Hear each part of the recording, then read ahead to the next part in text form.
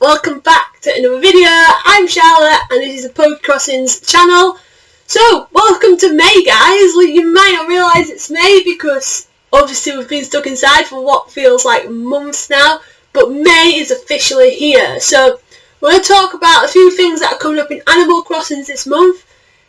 We've got lots to keep us busy, lots to keep us occupied. So the first thing I'm going to touch on is the events. Now, obviously at the minute, we have got Nature Day that is going on. Now, Nature Day is running until the 4th of May. So, a couple more days left of that yet. What's going to happen on the 4th of May? I don't know. Like, is Leaf sticking about? Is, we're going to continue to get bushes? What's happening in that kind of respect? So, who knows? Is there going to be any special reward for completing all the Nook challenges? I don't know. I really hope Leaf is staying about in some sort of capacity, whether it's just he's going to become a regular kind of vendor in the same way that Kix is, who brings you the shoes and the bags and Sahara and things like that.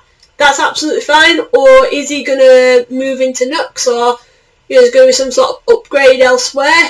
Who knows? But that is finished. That event is finished on the 4th. Then at the minute, we've currently got the May Day event as well, which is running. So it's pretty much, it's like a one-time event. It runs for a week, but there's only one, from what I've noticed, there's only one thing what's really happening, which is the special island tour. So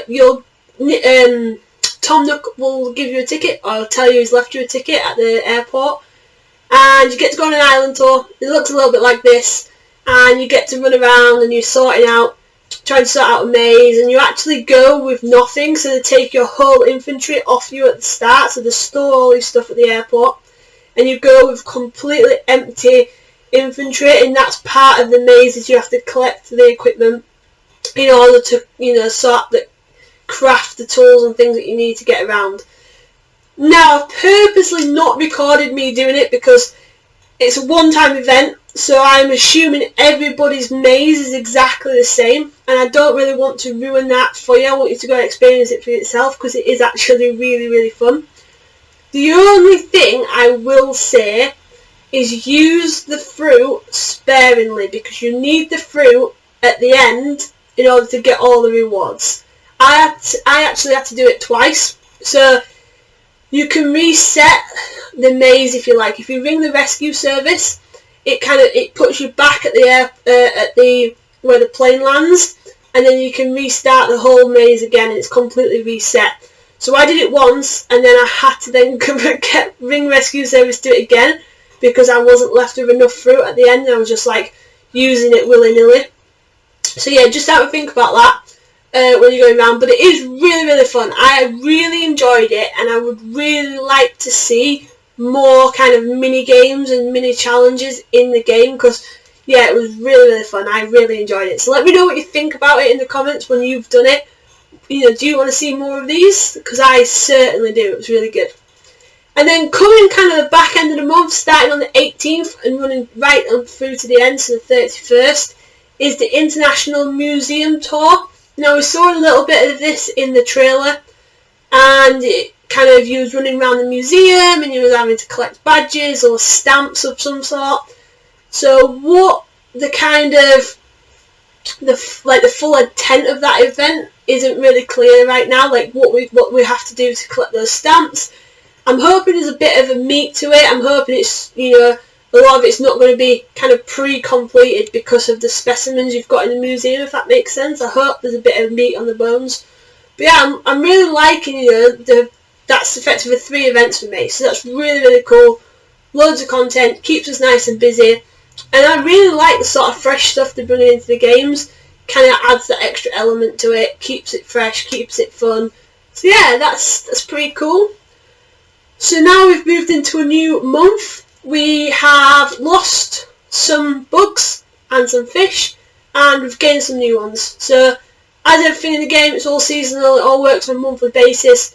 So you'll see more or less as the months go on, and some months you can't catch bugs, certain bugs, and all the rest of it. So the bugs that we have lost, now we've moved into May, for the Northern Hemisphere, which is where my island is based, we have lost the tarantula.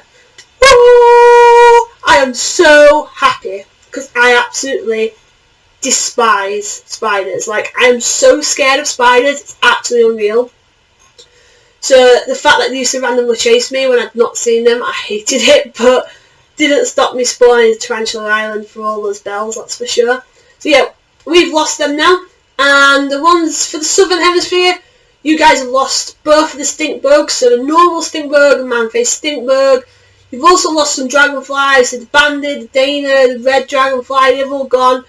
So you can see in the list, there's loads of variation between the two hemispheres, but we're all losing some bugs.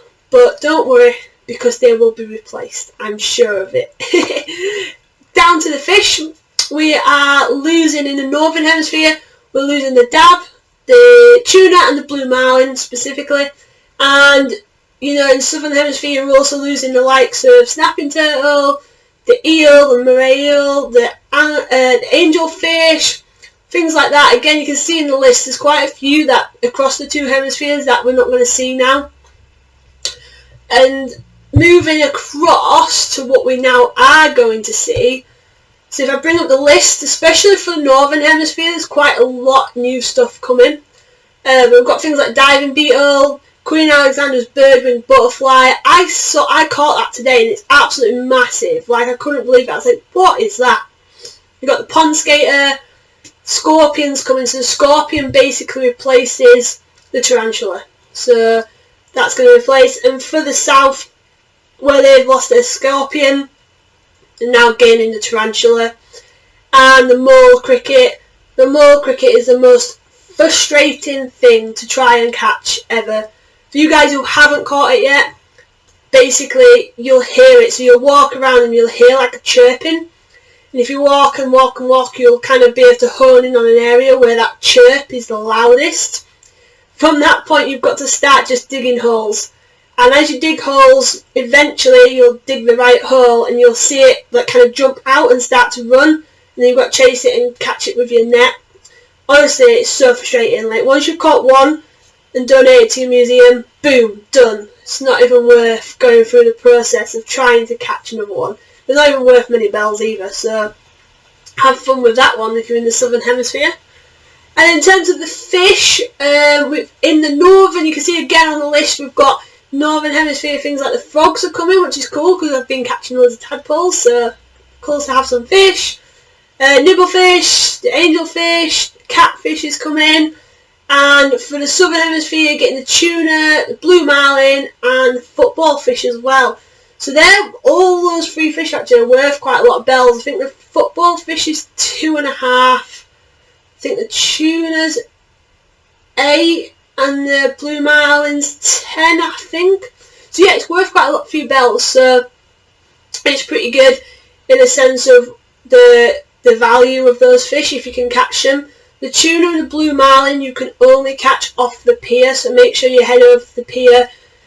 But yeah, have fun fishing for them, take loads of bait and try your luck for sure. So yeah, that's pretty much where we're at for me at the minute. I'm pretty excited. I'm quite excited for the museum thing. That should be quite good. I've really got my fingers crossed that Leif is going to be sticking about after the event finishes on the 4th. So we've only got 4 days to kind of see what's going to happen at that point.